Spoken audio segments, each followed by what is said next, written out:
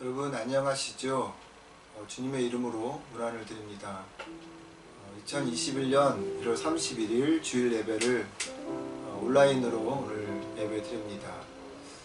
바라는 것은 이번 주 2월 5일날 전국 발침에 의해서 다음 주는 함께 모여서 예배 드리는 그런 시간이 있었으면 좋겠습니다. 그런 의미에서 오늘이 마지막 온라인 예배가 되었으면 좋겠는데요. 이 시간에도 하나님께서 우리 가운데 같이 자정하셔서 우리 예배를 받아주시는 그런 귀한 시간이 되었으면 좋겠습니다. 오늘 예배를 좀 하나님 앞에 기대하는 마음으로 찬양하고 같이 오늘 예배를 드리도록 하겠습니다. 여호와께 돌아가자 어제 보내드린 그 노래와 또 악보들 보시면서 찬양하죠.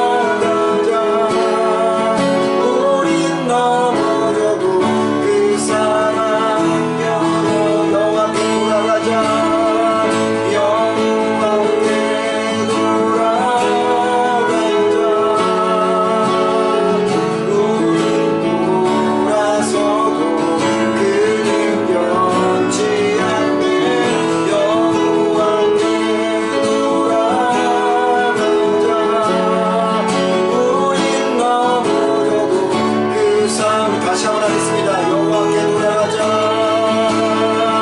여호와께 돌아가자.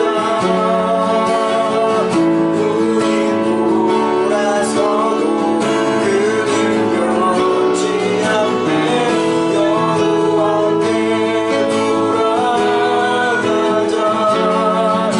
우린 넘어져도 그 사랑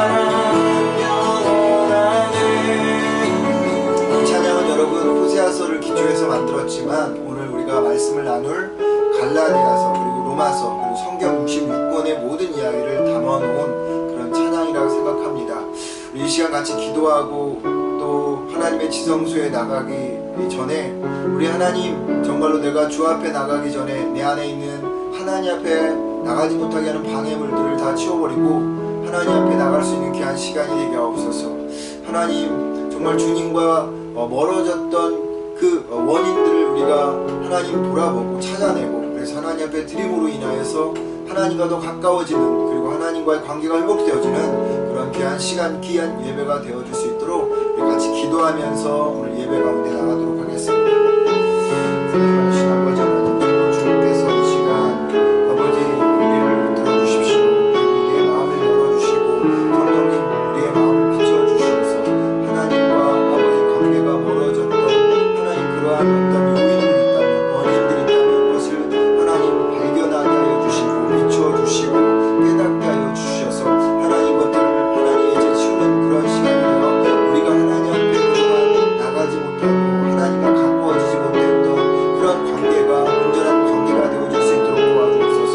여전히 하나님의 사랑은 우리를 향해서 아버지 계속되어지고 있습니다. 하나님 오늘 이 시간에도 주님의 사랑이 우리를 붙들고 계십니다. 그러나 그 사랑을 누리고 받아들이지 못하는 것은 하나님 전적으로 우리의 아버지의 선택에 달려 있습니다. 그러기에 아버지 하나님 우리가 주님의 그 사랑을 받아들일 수 있도록 우리 안에 모든 장애물들을 치워내고 하나님께 나가는 그래서 주의 사랑을 가득 누리는 저희가 되어지게 도와주옵소서. 여호와께 돌아가는 것이 우리의 살 길이고 여호와께 아버지 하나님 시작하는 것이 우리의 생명의 길임을 다시 한번 이 시간을 통해서 깨닫는 이 예배를 통해서 깨닫는 은혜의 시간이 되게 하옵소서. 주님께서 함께하여 주시기를 간절히 소망하고 거룩하신 예수님의 이름으로 기도드립니다. 아멘.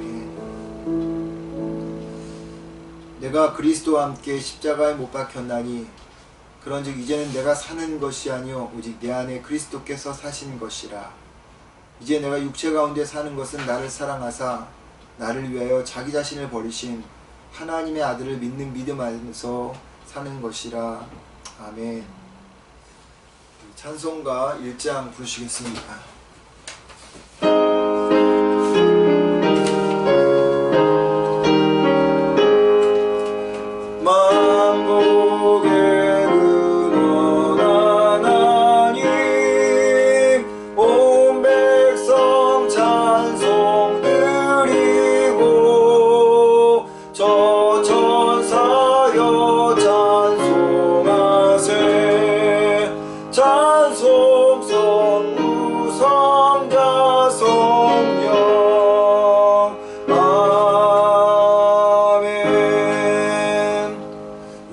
사도신경 함께 고백하겠습니다.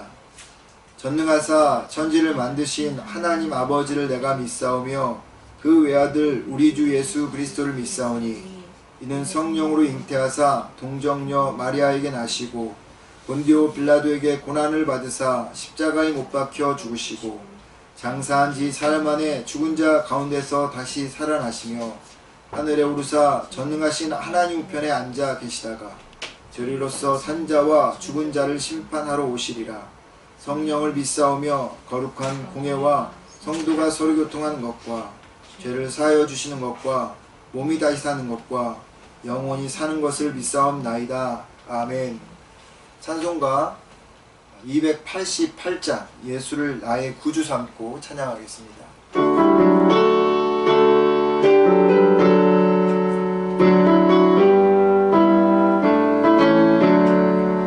예수를 나의 구주 삼고 성령과 피로써 거듭나니 이 세상에서 내 영혼이 하늘의 영광 누리리.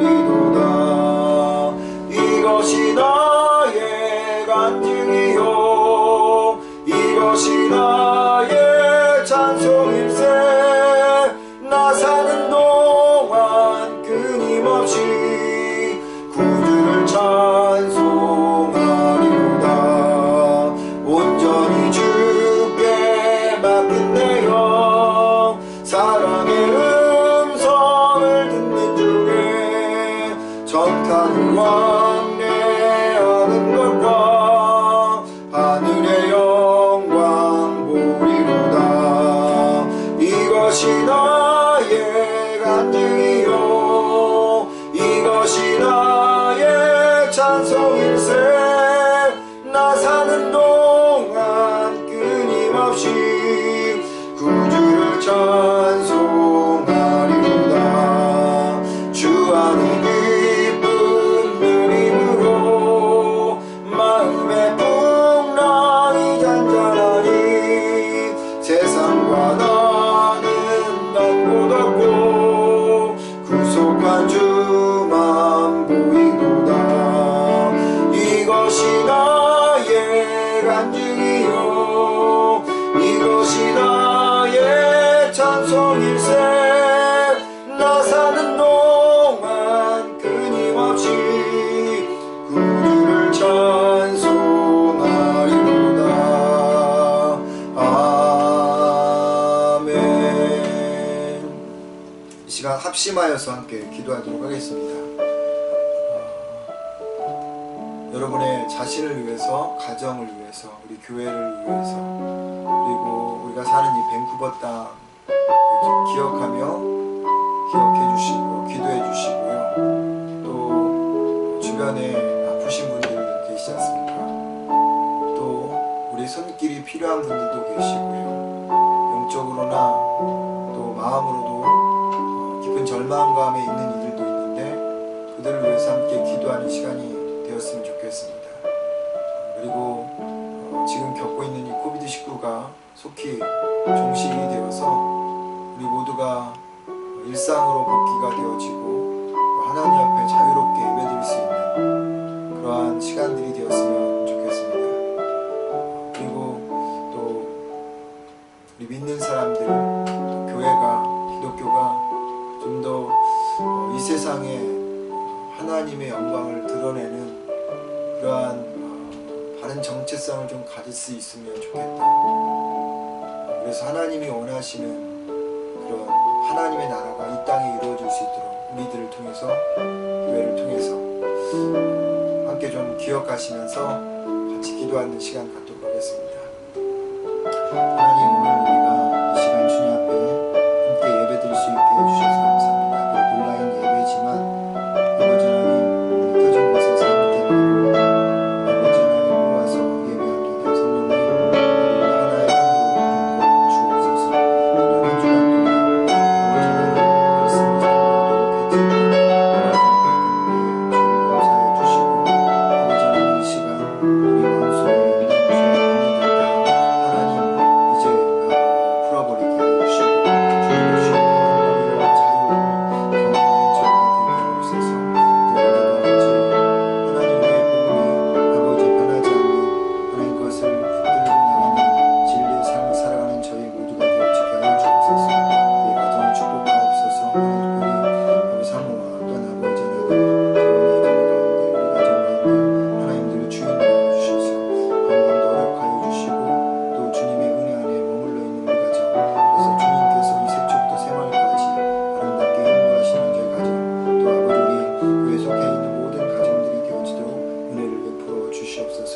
사랑이 많으신 아버지도 기도하는 것은 우리 자녀들을 축복하옵소서. 하나님 그 자녀들이 그 어렵고 힘든 세월 속에서 하나님 믿음이 무엇인지를 돌아보게 하시고 하나님 우리의 부모님들의 믿음을 잘 이어받는 그런 아버지 하나님 자녀들이 되어지게 하시고 신앙적으로 성장하는 그런 아이들이 되어지게 도와주옵소서. 또한 아버지 앞에 이 시간 기도하는 것은 우리가 살고 있는 이 땅 밴쿠버를 주님이 아버지 하나님 기억하여 주시옵소서. 아버지 하나님 이 땅에 어둠이 불어가게 하시고 아버지 하나님 참으로 이제 분열해요 하나님 다툼의 영들이 사라지게 하시고 이제 하나 되어지는 주의 영이 가득 채워지는 하나님 이 땅이 되어지게 하옵소서. 우리 교회를 축복하시고 하나님 다시 다음 주에는 같이 만나서 예배할 수 있는 저희 모두가 되어지게 도와주옵소서.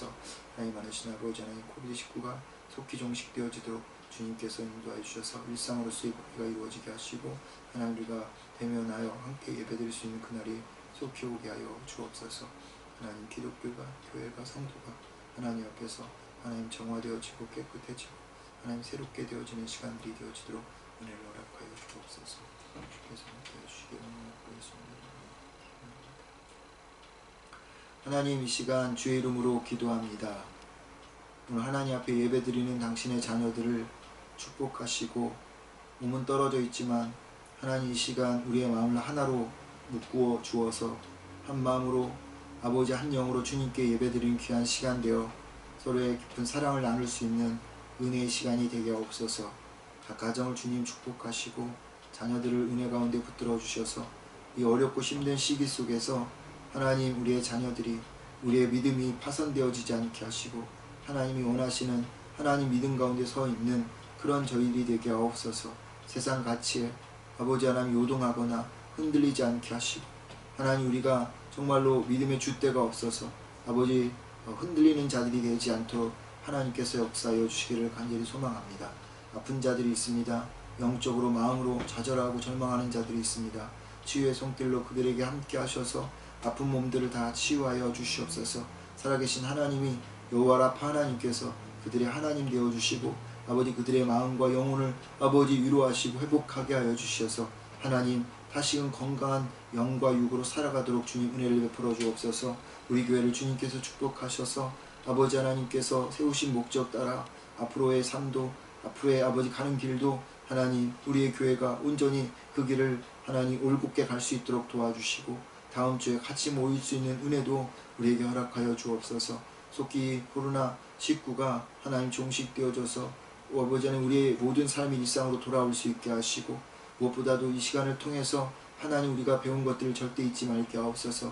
인간의 죄악성, 인간의 오만함, 교만함들을 다시 돌아보게 하셔서 하나님 앞에 더 겸손해지게 하시고 사람들 앞에 더 겸손해지게 하시고 하나님 자연 앞에 더 겸손해지는 저희 모두가 되게 하옵소서. 그 마음으로 주님 지혜 주정소에 들어갑니다. 하나님 임재 가운데 들어갑니다. 하나님, 우리의 마음을 받아주시고 우리의 모든 것을 받아주시옵소서. 이 예배를 홀로 영광 받아주시옵고 예수님의 이름으로 간절히 기도드렸사옵나이다.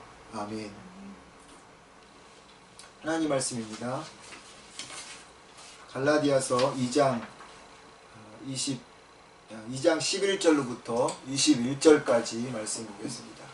갈라디아서 2장 11절부터 21절까지 저랑 한 절씩 교독하겠습니다. 갈라디아서 강의 네 번째인데요. 2장 11절로부터 21절 제가 먼저 읽고 다음 절은 여러분들이 읽는 교독하도록 하겠습니다. 게바가 안디옥에 이르렀을 때 책망받을 일이 있기로 내가 그를 대면하여 책망하였노라. 야고보에게서 온 어떤 이들이 이르기 전에 게바가 이방인과 함께 먹다가 그들이 오매 그가 할례자들을 두려워하여 떠나 물러가매 남은 유대인들도 그와 같이 외식함으로 바나바도 그들의 외식에 유혹되었느니라. 그러므로 나는 그들이 복음의 진리를 따라 바르게 행하지 아니함을 보고 모든 자 앞에서 게바에게 이르되 내가 유대인으로서 이방인을 따르고 유대인답게 살지 아니하면서 어찌하여 억지로 이방인을 유대인답게 살게 하려 하느냐 하였노라. 우리는 본래 유대인이요 이방 죄인이 아니로되 사람이 의롭게 된 것은 율법의 행위로 말미암음이 아니요 오직 예수 그리스도를 믿음으로 말미암은 줄 알므로 우리도 그리스도 예수를 믿나니 이는 우리가 율법의 행위로서가 아니고 그리스도를 믿음으로써 의롭다함을 얻으려 한다. 율법의 행위로서는 의롭다함을 얻을 육체가 없느니라.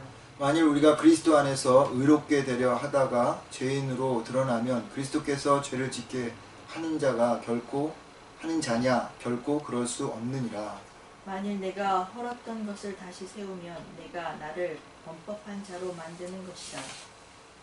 내가 율법으로 말미암아 율법에 대하여 죽었나니 하나님에 대하여 살려 함이라. 내가 그리스도와 함께 십자가에 못 박혔나니 그런즉 이제는 내가 사는 것이 아니요 오직 내 안에 그리스도께서 사시는 것이라. 이제 내가 육체 가운데 사는 것은 나를 사랑하사 나를 위하여 자기 자신을 버리신 하나님의 아들을 믿는 믿음 안에서 사는 것이라. 내가 하나님의 은혜를 패하지 아니하노니 만일 의롭게 되는 것이 율법으로 말미암았으면 그리스도께서 헛되이 죽으셨느니라. 아멘. 교회 소식 알려드리겠습니다.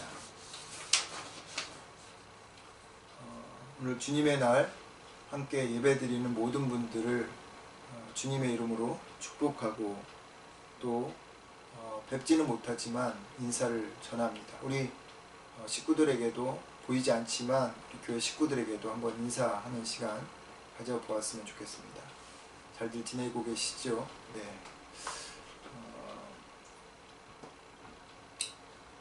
매주 수요일 오전 10시에 수요 온라인 기도회가 있습니다. 누구든지 참여하실 수 있는데요. 성도들의 많은 참여를 부탁드립니다. 이번 주 오전 10시에 있습니다. 그리고 2020년 텍스 보고용 성도별 헌금 내역 영수증이 준비되었습니다. 영수증을 발급받고자 원하시는 분들은요, 이성원 권사님에게 개인적인 카톡을 보내주시면 좋겠습니다. 그러면 아마 이메일이 되었던 아니면 카톡으로 보내주실 것입니다. 여러분들이 뭐 이메일로 원하신다면 이메일로 보내달라고, 혹은 카톡으로 보내달라고 하면 카톡으로 보내달라고 요청하시면 이성원 권사님께서 보내주실 텐데, 개인적인 카톡으로 보내주시면 되겠습니다. 말씀드린 것처럼 2월 5일 돌아오는 금요일날 이제 정부 방침이 또 발표가 됩니다. 그 방침에 따라서 우리가 다음 주 2월 7일날 예배를 드릴 수 있느냐 없느냐 결정이 되어지는데요. 거의 뭐 지금 몇 달인가요? 3달 가까이 됐나요? 11월달, 12월달, 3달 이제 넘어가는데, 어떤 이번에는 좀 같이 예배를 드렸으면 좋겠습니다. 여러분들 같이 기도해 주시고요. 금요일날 그 방침을 보고 역시 교회 카톡방에다가 내용을 올리도록 하겠습니다. 여러분 기억해 주시고 함께 또 기도해 주시면 감사하겠습니다. 오늘 하나님 말씀 같이 보도록 하겠습니다.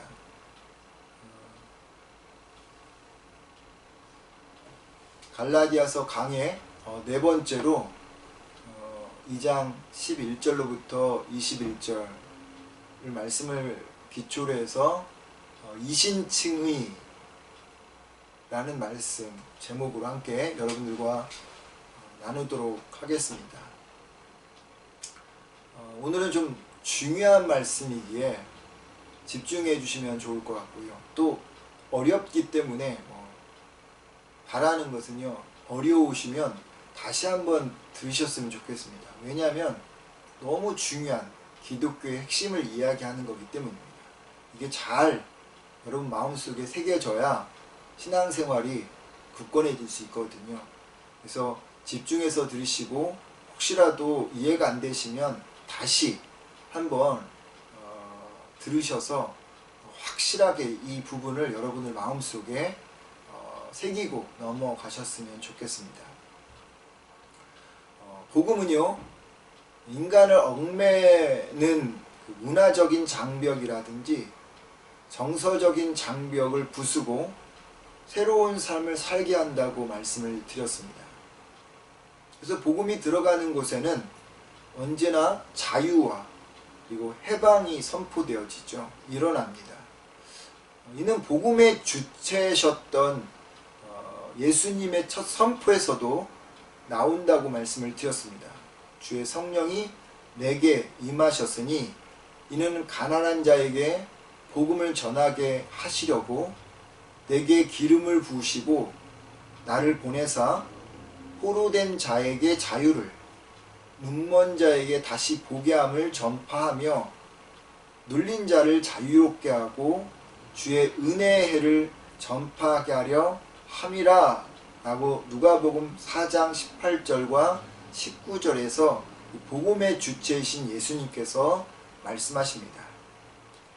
그러니까 그리스도 예수가 선포되어지는, 그분의 이름이 선포되어지는, 그분의 그 복음이 들어가는 곳은 어디든지 인간을 속박하고 있고 묶고 있는 그 어두움들이, 그 결박들이 풀려지고 깨지고 물러가고 그 자리에 주님이 주시는 자유와 하나님이 주시는 해방함이, 은혜가 나타난다는 것이죠.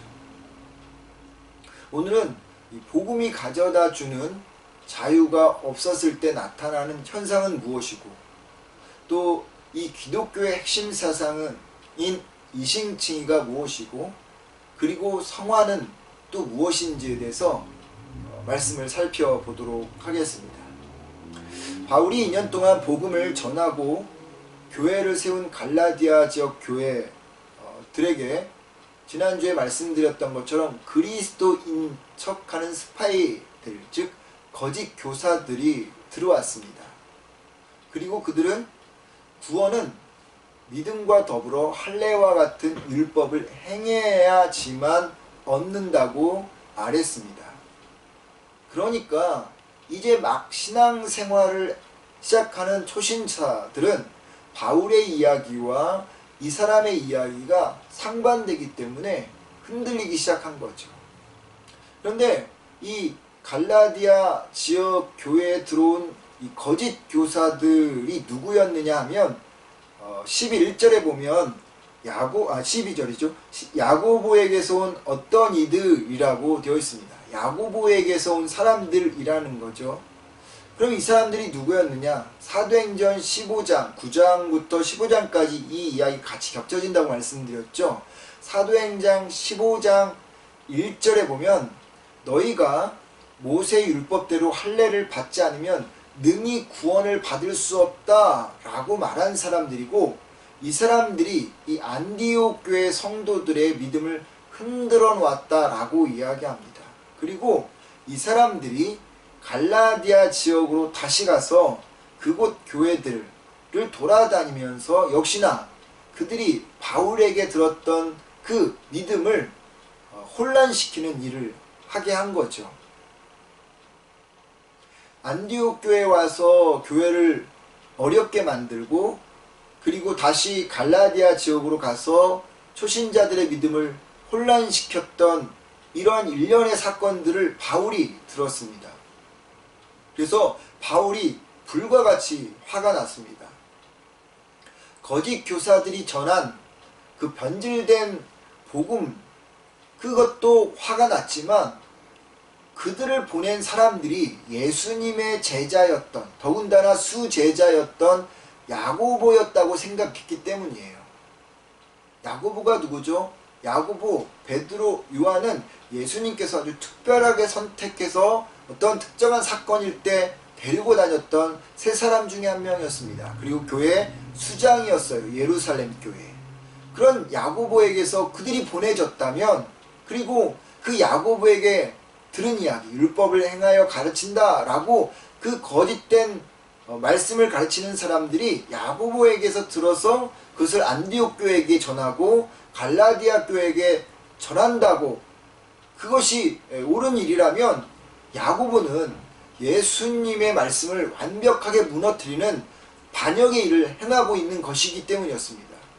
21절 오늘 말씀 끝부분에 보면 그리스도의 죽음이 헛되게 하는 짓이다 라고 했는데 마치 똑같은 일인 거죠. 야고보가 예수님 때문에 구원을 받는다라고 3년 동안을 내내 귀가 따갑도록 들었는데, 예수님이 돌아가시고 나서 다시 예수님뿐만 아니라 율법도 필요하다라고 그것을 거짓된 교사들에게 이야기하고, 그 교사들이 안디옥 교회와 갈라디아에 있는 교회들에게 이야기했다면 그것은 예수님의 그 뜻을 무너뜨리는 것이고 예수님의 십자가의 죽음을 헛되게 만드는 것이기 때문에 바울은 화가 나지 않을 수가 없었던 것이죠. 그래서 14년 만에 바울은 다시 예루살렘을 찾아서 야고보와 담판을 지으려고 했었습니다. 그런데 가서 안 사실은요, 이 안디옥 교회에서 온 사람들, 야고보가 보낸 사람들, 이 사람들이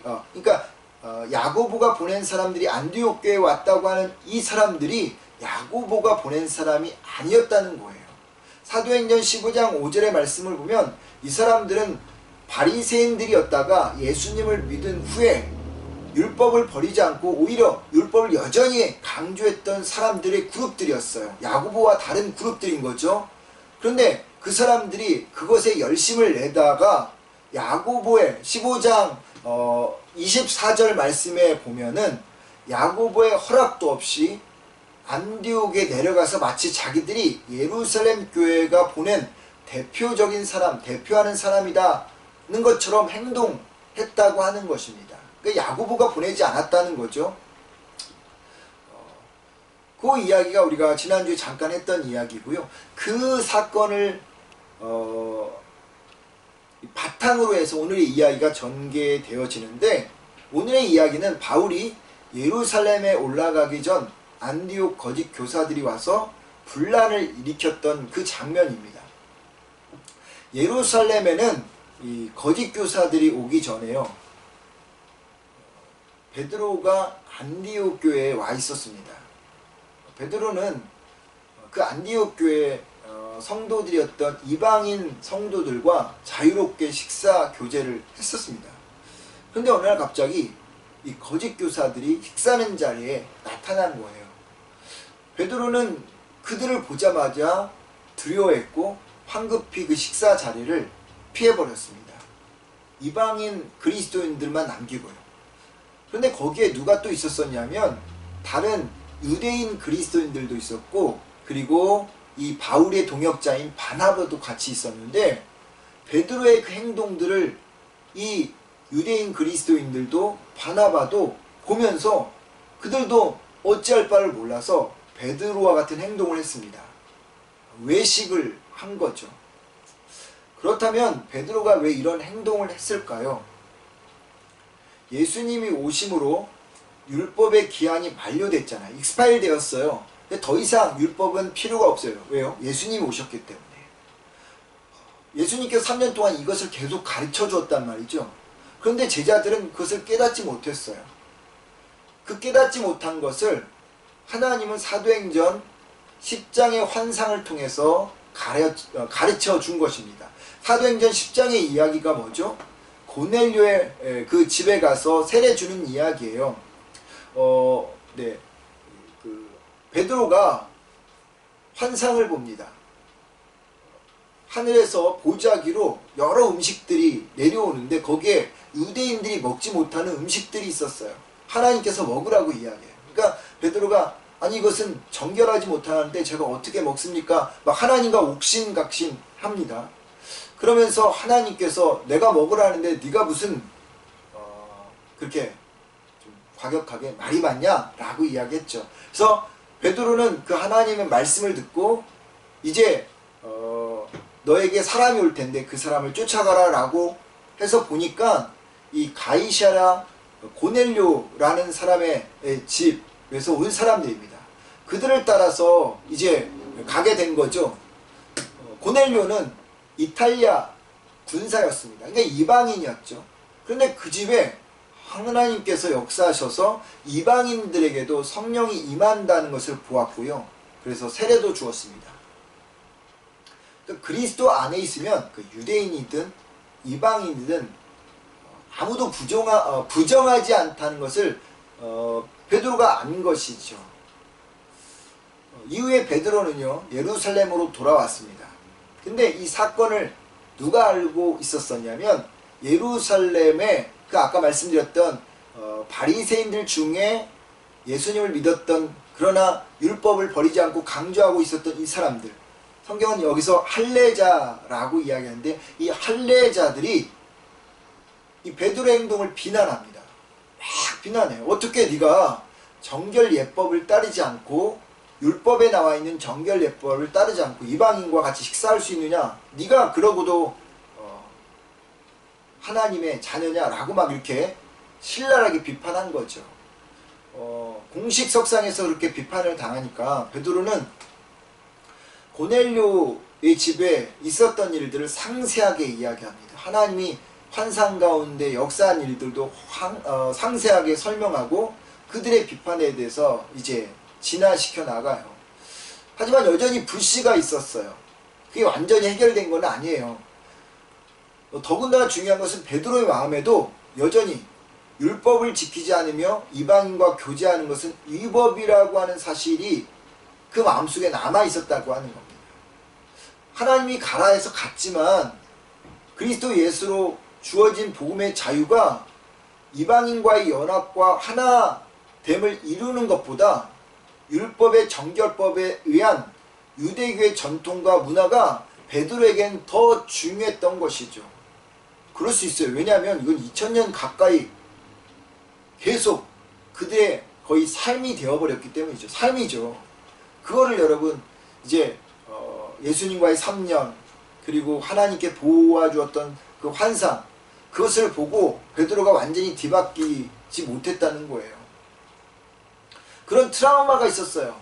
막 비판받고 그것에 쩔쩔매면서 상황 설명을 했던 그런 트라우마가 있었는데, 갑자기 이 들이닥친 거짓 교사들을 보는 순간 그때 일이 베드로에게 확 떠오른 거죠. 그래서 반사적으로 그 자리를 황급히 베드로가 피했습니다. 문제는 베드로에게서만 끝난 게 아니잖아요. 같이 있던 다른 유대 그리스도인들과 심지어 바울의 동역자였던 바나바까지 이 베드로와 같은 행동을 한 것입니다. 그래서 바울은 불과 같이 화를 낸 거예요. 당신이, 유대인인 당신이 이방인처럼 살면서 어떻게 이방인에게 유대인답게 살라고 할 수 있습니까? 라고 14절에서 이야기하는 거죠. 그럼 이 사건에서 우리에게 중요한 교훈을 주는 것이 있습니다. 복음이 주는 자유함을 누리지 못하면요, 복음이 확실하지 않으면 외식하게 된다는 것입니다. 바울이 14절에서 나는 그들이 복음의 진리를 따라 바르게 행하지 아니함을 보고 라고 하는데, 이 복음의 진리는 갈라디아서 5장 1절 말씀처럼 그리스도께서 우리를 자유롭게 하려고 자유를 주셨다고 한 말씀처럼 자유입니다. 그러니까 복음의 진리는 자유예요. 죄와 죽음, 마음과 문화의 장벽을 무너뜨리는 자유입니다. 이 자유가 분불명하니까, 확실하지 않으니까 베드로는 그리스도를 예수로 알면서도, 예수 그리스도를 알아도 율법이라는 철창에 갇혀서 자유롭지 못했다고 하는 것이죠. 여러분, 그러면 나타나는 행동이 뭔지 아십니까? 그게 외식이에요. 외식이란 사람을 의식하고 환경을 의식하다 보면 나타나는 현상입니다. 의식한다는 말을 다른 말로 뭐라고 할까요? 여기 오늘 성경에 나와 있는데, 두려워한다는 것입니다. 사람을 두려워하고 환경을 두려워하니까 의식하게 되고, 의식하다 보면 겉과 속이 다른 행동을 하게 된다는 겁니다. 베드로는 야고보에게서 온 사람들을 보고요, 두려워했다 했습니다. 이는 의식했다는 말이에요. 그래서 황급히 식사 자리를 피한 것입니다. 만약 베드로가 자유했다면, 복음의 진리를 알아 자유했다면, 그 복음이 몸에 깊이 배어 있었다면 이런 행동 했었을까요? 당연히 그러지 않았을 것입니다. 이런 베드로의 행동을 보고 바울은 복음의 진리를 따라 바르게 행하지 아니했다라고 이야기하죠. 14절에 나는 그들이 복음의 진리를 따라 바르게 행하지 아니함을 보았다라고 이야기합니다. 직역하면요, 그들이 복음을 따라 똑바로 걷지 않았다라는 뜻이에요. 쉽게 풀이하면 술에 취한 사람처럼요, 이리저리 흔들리며 걸었다라는 말입니다. 복음이 몸에 배어있지 아니하면, 복음이 자유함을 주는 것을 경험하지 못하면 똑바로 한 방향으로 걸어갈 수 없다는 거죠. 그래서 여러분, 예수님이 제일 싫어했던 사람들이 외식했던 사람들이에요.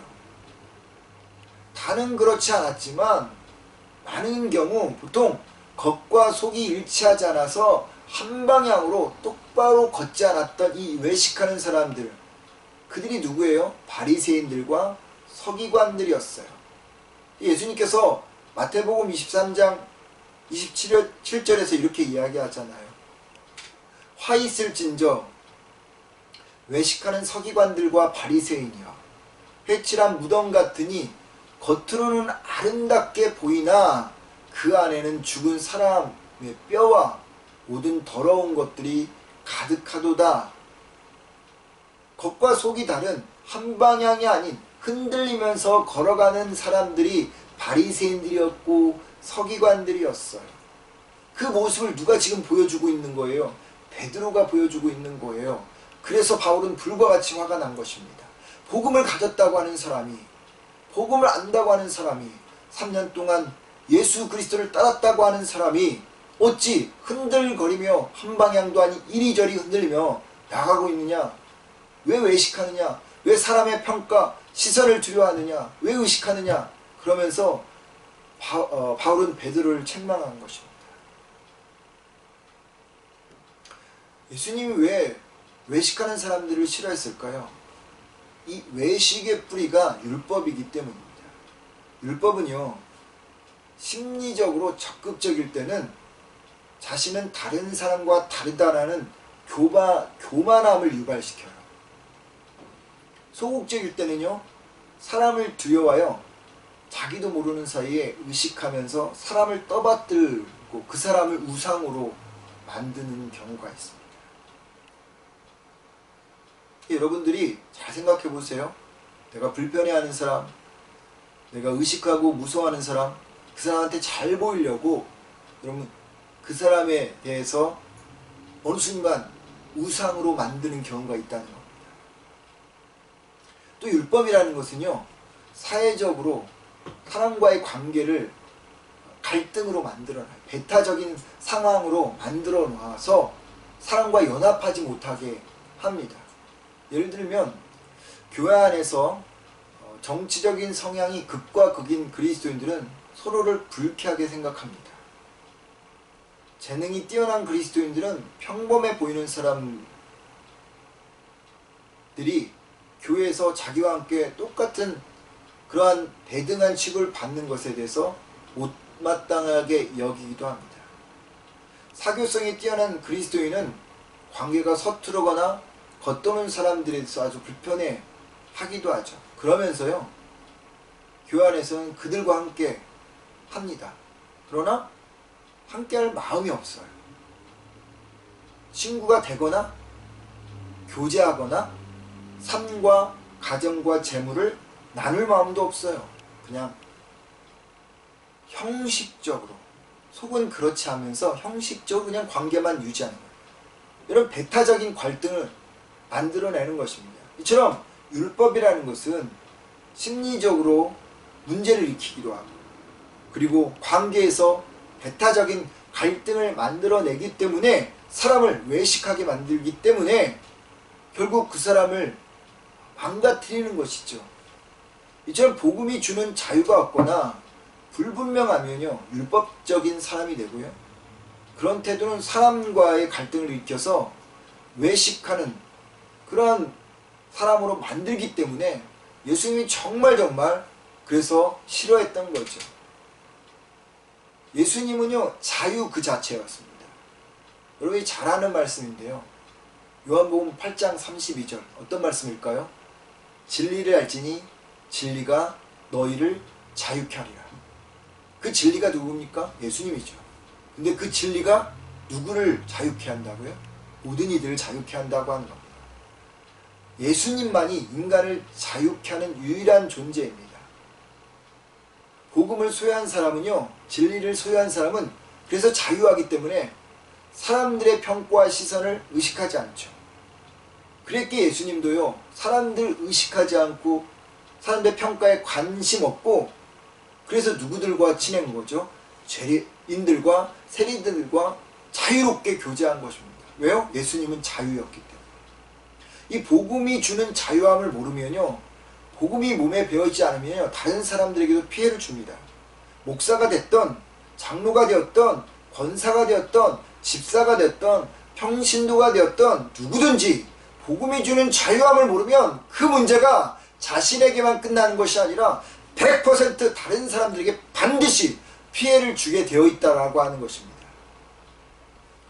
베드로의 행동, 여러분 우리에게도 자유롭지 못합니다. 우리도 관습과 전통, 고집과 생각, 경험과 연륜으로 인해서 온전하게 복음의 옷을 입지 못하고 있습니다. 그래서 자주 외식하죠.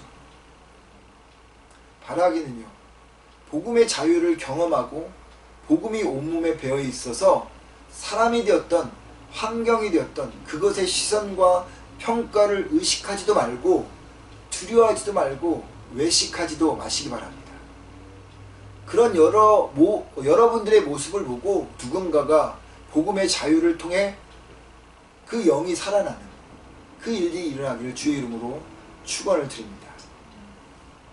복음이 자유가 없는 자들에게 나타나는 것은 외식입니다. 이러한 외식을 이제 바울이 불같이 화를 내면서 갈라디아서의 중심 사상이고 그리고 로마서의 중심 사상이고 어찌 보면 성경 전체의 중심 사상인 이신칭의 일을 베드로가 말합니다. 그것이 16절인데요. 우리 다 같이 16절 말씀 읽어보겠습니다. 16절 말씀입니다. 시작.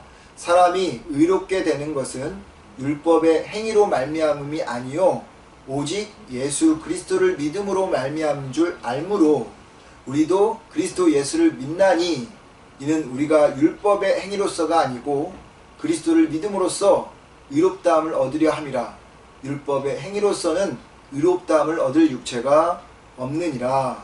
아멘. 여러분, 이 말씀이 갈라디아서가 강조하는 이신칭의에 대한 말씀입니다.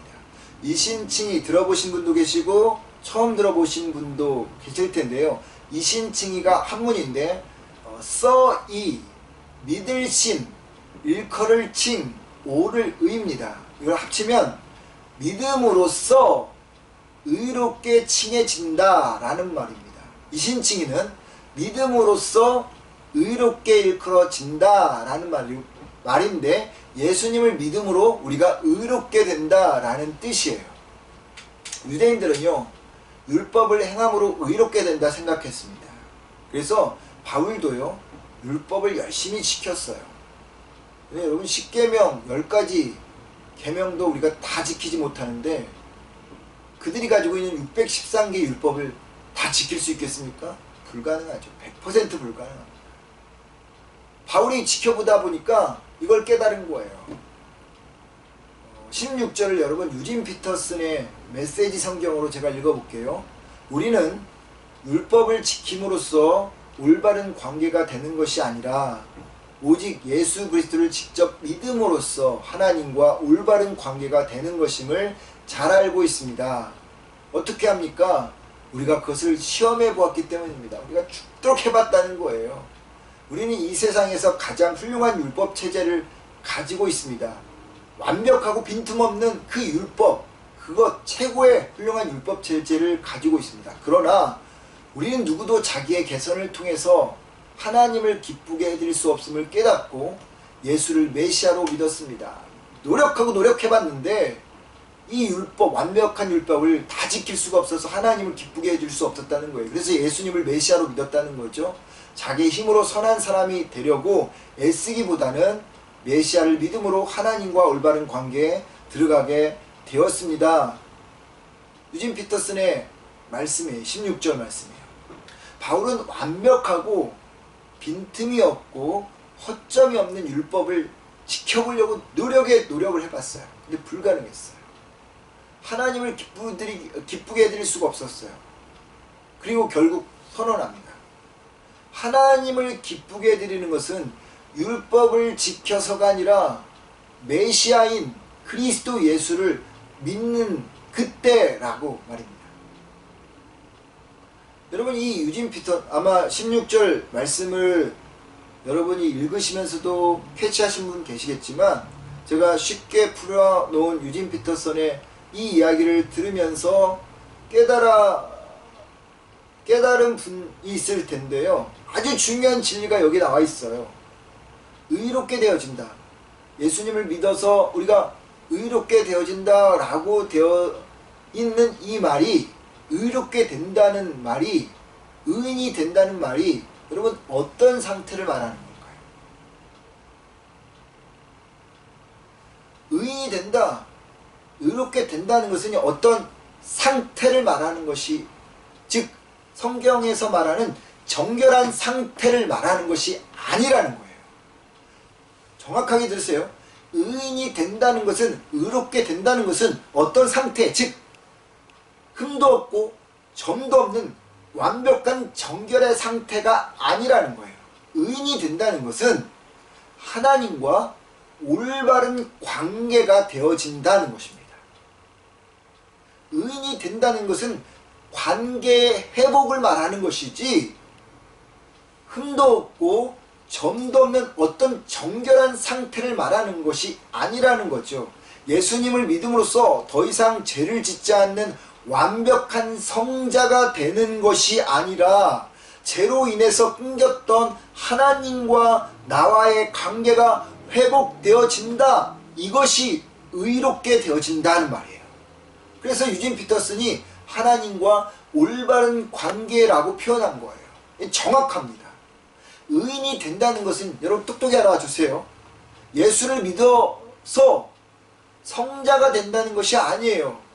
어떤 정결한 상태가 된다는 게 아니에요. 하나님과의 관계가 회복되어서 교제할 수 있는 상태를 말하는 것입니다.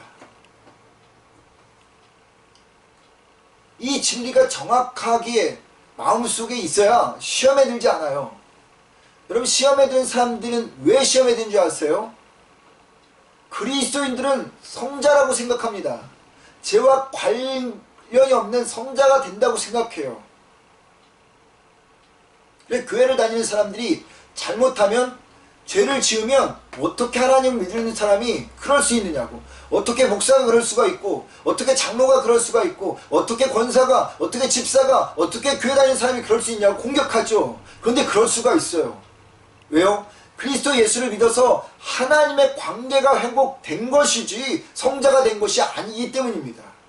그래서 종교개혁가인 마틴 루터가 뭐라 이야기했냐면요, 구원받은 성도들은 여러분과 저를 뭐라고 말하는 줄 아십니까? 용서받은 죄인이라고. 뭐라고요? 다시 한번. 용서받은 죄인입니다. 용서받은 성자가 아니라 용서받은 죄인이에요. 그리스도 예수를 믿음으로써 과거의 죄에서 용서함을 받았지만 여전히 죄를 지을 가능성이 있는 부족하고 연약한 존재라는 그런 의미예요. 우리는 용서받은 죄인들입니다. 과거의 죄를 청산하고 하나님과 올바른 관계 속에 살도록 초청받은 사람들이지, 이제부터는 단 한 번도 실수하지 않는 완벽한 사람이 된 것이 아닙니다. 얼마든지 옛사람으로 돌아갈 수 있고요, 또다시 죄의 멍에를 매게 될 수도 있어요. 물론 하나님은 그때그때마다 우리에게 회개할 기회를 주십니다. 그 회개를 통해서 우리는 다시 하나님 앞에 나가는 거죠. 그렇다고 우리가 완전히 성자가 되는 것은 절대 아니라는 것입니다. 그래서 17절에 바울이, 만일 우리가 그리스도 안에서 의롭게 되려 하다가 죄인으로 드러나면 그리스도께서 죄를 짓게 하는 자냐? 결코 그럴 수 없느니라, 이렇게 말합니다. 그리스도 안에서 의롭게 되려 하다가 죄인으로 드러난다, 이 말을 풀어보면요, 그리스도 예수로 말미암아 하나님과 관계가 회복되었지만 하루아침에 성자, 완전한 자가 된 것이 아니기 때문에 때로 실수도 하고 때로 죄를 짓기도 합니다. 그렇다고 그 책임이 그리스도 예수께 있습니까? 아닙니다 라는 거예요. 이 부분 뒤에 가서 더 말씀을 드리도록 하겠습니다. 예수님께 책임이 있는 게 아니에요. 우리는 여전히 나약한 존재이기 때문에, 용서받은 죄인이기 때문에 또 그럴 수가 있다는 거예요. 그래서 여러분, 중요한 사실은 구약에서 그렇게 사용하던 정결이라는 단어를 안 썼다는 거예요. 의인이라는 단어를 쓴 거예요. 정결이라는, 구약에서 썼던 정결이라는 단어는요, 어떤 의미일까요? 여러분, 정결하다, 여러분들이 깨끗하다, 이런 뜻이잖아요.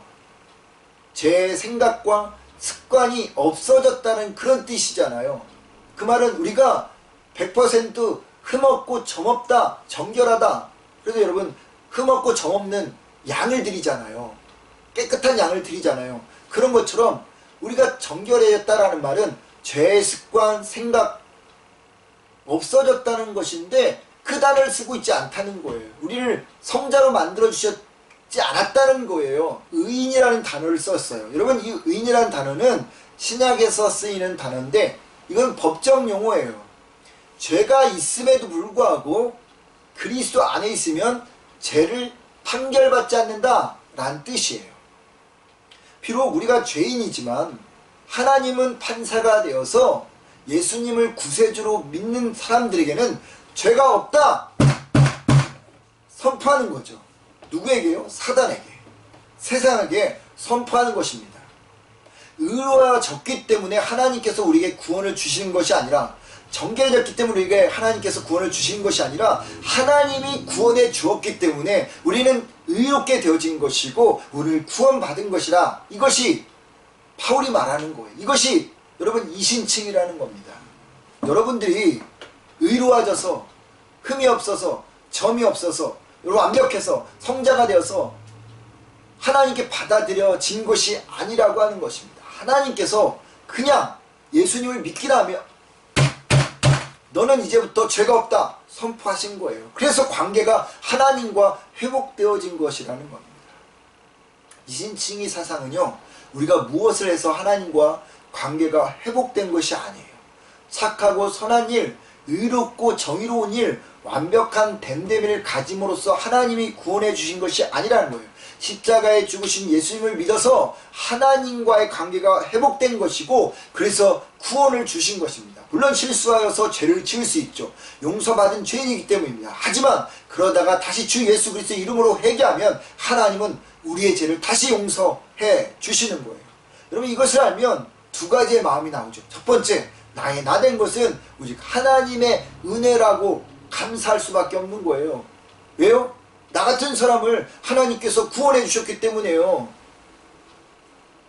다른 하나는 뭡니까? 절대 교만할 수 없죠. 겸손하게 살 수밖에 없어요. 바울의 표현대로라면 죄인 중에 괴수가 나잖아요. 제일 못된 사람이 나잖아요. 여러분 주변에 난 저 사람보다 낫다 그렇게 생각하십니까? 나 같은 사람이, 나 같은 죄인이, 죄인 중에 괴수가 난데 나 같은 사람을 구원해 주셔서 의롭게 판결해 주셨기 때문에, 하나님과 회복되어진 관계를 만들어 주셨기 때문에 여러분, 하나님의 은혜라고 이야기할 수밖에 없고요. 겸손하게 다른 사람은 다 나보다 낫다라고 생각하며 살아가는 그런 모습이 되어진다는 거죠. 바라는 것은 이 이신칭의가 여러분 마음속에 가득하여서 여러분 사단에게 흔들리지도 마시고 세상에도 흔들리지도 마시고 하나님의 은혜로 살아가시고, 그리고 겸손함으로 살아가셔서 이 이신칭의 이 사상이 여러분을 하나님 나라까지 인도하는 그런 여러분 생명줄 되기를 주의 이름으로 축원을 드립니다. 그렇다면 하나님의 은혜라고 겸손으로 산다는 것은 무엇을 말하는 걸까요? 이것이 오늘 바울이 말한 세 번째 중요한 이야기, 성화입니다. 바울이 말한 이신칭의 justification by faith, 로마로 말하면, 라틴어로 말하면 솔라 피데, 이 사상은 기독교의 핵심 진리이지만 한편으로는 오직 믿음으로 구원을 받는 것으로 끝나지 않음을 이야기하고 있다는 거죠. 칭의, 의롭게 되어진 후에 무엇인가 남아있다는 말입니다. 19절 말씀을 팀 켈러라고 하는 목사님의 말씀으로 제가 읽어보도록 하겠습니다. 율법을 통해 결코 하나님께 받아들여질 수 없음을 율법 자체가 내게 알려주었다. 그래서 나는 율법을 위한 삶을 그만두었다. 내 구주로 여기던 율법에 대해 죽었다. 전에는 그냥 하나님께 뭔가 얻어내려고 순종했다. 나 자신을 위해서였다. 이제는 순전히 그분을 기쁘시게 하려고 순종한다. 이제 나는 그분을 위해서 산다. 그분을 위해서 살아가겠다라고 말하는 거죠. 20절은 유진 피터슨이 목사님이 쓴 메시지 성경을 읽어볼게요. 나는 더 이상 여러분에게 의롭게 보이거나 여러분에게서 좋은 평판을 얻고 싶은 마음이 없습니다. 나는 더 이상 예수님께 좋은 평가를 얻어야 한다는 강박관념도 없습니다. 그러므로 그리스도께서 내 안에 살고 계십니다. 여러분이 보내는 내 삶은 나의 것이 아니라 나를 사랑하고 나를 위해 자기 목숨을 내어주신 하나님의 아들을 믿는 믿음으로 사는 삶입니다. 나는 이 삶을 저버리지 않을 것입니다. 십자가의 삶을 잊어버리지도 않고 그렇게 살아가겠다고 이야기하는 거죠. 그러니까 팀 켈러 목사님이나 유진 피터스 목사님이 말하는 것은 칭의 구원받은 이후의 삶도 있다고 말하는 거죠. 그렇습니다. 우리는 분명 그리스도 예수로 인하여 구원을 받게 되었죠. 그리고 의롭게 되었습니다. 하나님과 올바른 관계가 회복되었습니다. 의인으로 받아들여졌습니다. 그것으로 끝입니까? 대치십니까? 아니죠. 과거의 죄에서 자유함을 얻은 것이 전부가 아니에요. 하나님과의 관계가 회복되었다면 그 관계가 다시 끊어지지 않도록 해야 한다는 거죠. 이 과정을 요한 웨슬레, 감리교, 우리 교단, 감리교의 창시자였던 존 웨슬레 목사님이 성화라고 말한 것입니다. 성도들은요, 구원 받음에서 구원을 이룸으로 나가야 한다는 거죠. 속박으로부터의 자유함에서 목적이 있는 자유함으로 나가야 한다는 거예요. 지난주에 말씀드린 것처럼 구원받은 자로서 그리스도인의 삶의 방식이 있어야 한다는 겁니다. 이 삶의 방식이 뭐죠? 그것이 성화입니다. 이 성화의 과정은 우리가 잘 아는 갈라디아 2장 20절 말씀처럼 날마다 내가 죽고 주님으로 사는 과정입니다.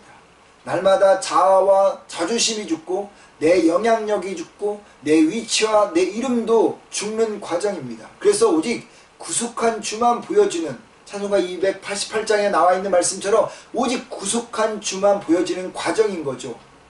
율법의 사람으로 사는 것이 아니라 하나님의 사람으로 살아가는 과정입니다.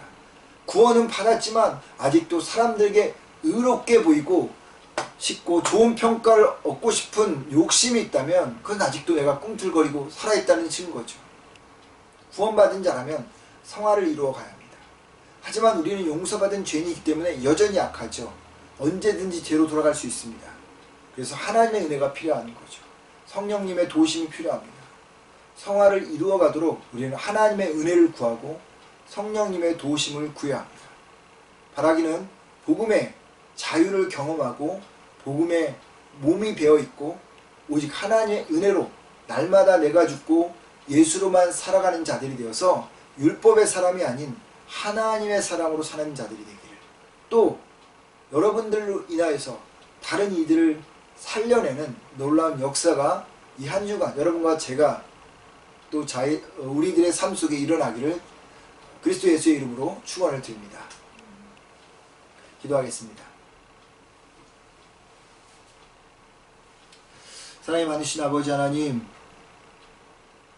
우리는 죄인이지만 주님께서 우리를 구원해 주셨습니다. 그래서 우리는 하나님과의 관계가 하나님 회복되어서 이제는 하나님 의인이 되었습니다. 우리가 흠도 없고 점도 없는 사람이기에 우리를 그렇게 의롭게 선언한 것이 아니라 그리스도 예수를 믿음으로 인하여서 주님께서 그렇게 선포하여 주셨습니다. 그러기에 우리가 아버지 하나님, 우리의 어떤 것으로, 어떤 행위로 하나님 의롭게 되어진다는 생각은 이제 다 떨궈버리게 하시고, 하나님 주님이 주시는 그 의인의 삶을 이 땅에서 아버지 마음껏 누리며 살아가게 하시고, 그러나 우리에게 주어진 책임이 있다는 사실을 기억하며 하나님 성화되어져 가는 우리 모두가 되어지게 하여 주옵소서. 주님 앞에 가는 그날까지 이 성화의 과정을 놓치지 않는 우리 모두가 되어지기를 간절히 원하오며 예수님의 이름으로 기도드렸습니다. 아멘. 찬송가 420장 찬양하겠습니다.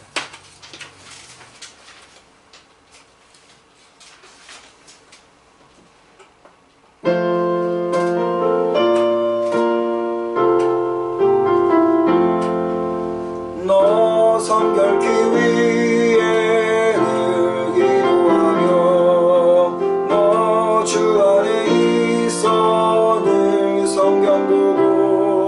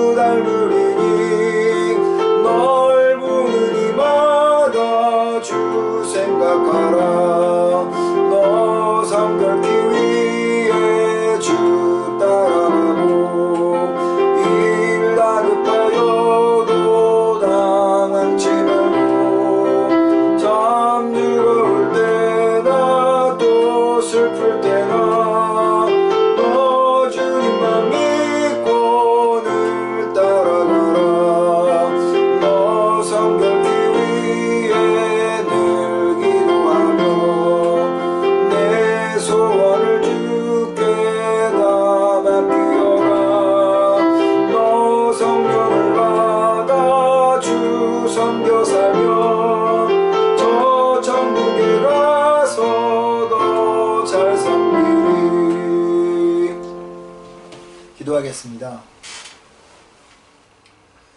하나님, 우리에게 예수 그리스도를 보내주셔서 죄의 우물에서, 하나님 죽음의 우물에서 벗어나지 못했던 우리를 주님께서 하나님 그곳으로부터 구출하여 내어주시고 하나님과의 관계를 회복하게 하셔서 의인으로 삼아주신 당신의 그 놀라운 사랑에 감사와 찬양과 영광을 돌려드립니다. 하나님, 우리는 우리의 행위대로, 우리의 선함대로, 우리의 의로움을 가지고는 하나님 앞에 절대 하나님 나갈 수가 없는 자들입니다. 완벽하게 해보려고 노력해도 안 되는 자들이고, 무엇 하나 지켜보려고 해도 순간순간 실수하고 깨지고 오히려 더 하나님 많은 죄를 지어 좌절할 때가 많은 자들입니다. 그런 우리들을 너희들은 죄가 없다, 하나님의 의로운 자녀다 라고 선포하시고 세상에 선포하시고 사단에게 선포하셔서 하나님의 아들로 삼아주신 은혜를 감사와 찬양과 영광을 돌립니다. 이제는 아버지의 은혜로 살아가는 저희가 되게 하옵소서. 이 하나님이 주신 특권을 놓치지 말고 하나님의 자녀로서 이 땅에서 성화되어져 가며 살아갈 수 있는 저희가 되게 하옵소서. 날마다 나의 마음을 아버지의 십자가에 못 박게 해주십시오. 나의 자존심을, 나의 고집을, 아집을, 내 생각을 다 십자가에 못 박는 이 과정들을 이 땅에서 하나님 행하여 나가는 우리가 되어지게 하여 주셔서 하나님 그 복음이 우리를 자유케 하는, 우리의 삶을 복되게 하는 놀라운 경험을 이 한 주간 동안 또한 평생을 하나님 누리게 하여 주시옵소서. 오늘도 주님 앞에 귀한 물질을 드리게 하여 주셔서 감사합니다. 드리는 손길마다 축복하시고 우리의 자녀들을 축복하여 주옵소서. 하나님 앞에 드리는 물질이 아버지 적은 물질이 할지라도 하나님께서 그들의 물질을 아버지 귀하게 아름답게 사용하여 주셔서 하나님 나라에 확장되어지도록 주님 은혜 베풀어 주시옵소서. 가정마다 물질적으로 어려움 당하지 않도록 주님께서 책임져 주시고 보호하여 주시옵소서. 이제는 우리 주 예수 그리스도의 은혜와 하나님의 크신 사랑과 성령님의 감동, 감화, 교통하심이 오늘 하나님 앞에 예배드린 정말로 하나님 앞에 의롭게 되어져서 이제 성화의 삶을 살겠다고 다짐하며 하나님의 귀한 자녀로 이제 한 주간을 살아가겠다고 또 다짐하는 당신의 자녀들 머리 위에, 그들의 가정 위에, 그들의 아버지의 학업과 자녀들의 학업과 또 하시는 사업 위에, 우리가 살고 있는 밴쿠버와 또한 아버지 하나님 교회들 위에, 두고 온 조국과 교회들 위에, 코비드19로 고통받는 전세계 위에 이제부터 영원토록 함께 하기를 간절히 축원하옵나이다. 아멘.